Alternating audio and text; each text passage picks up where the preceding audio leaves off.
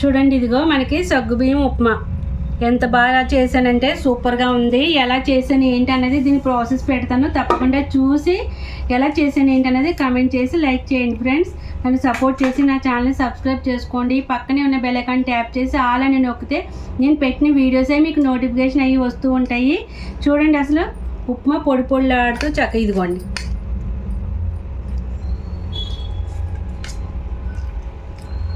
చాలా బాగుంది. ఆ క్యారెట్ తురుము, అది జీడిపప్పు,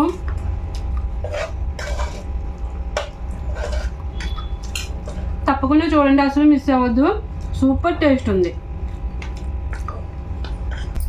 ఎలా ఉందమ్మా? సూపర్ ఉందమ్మా.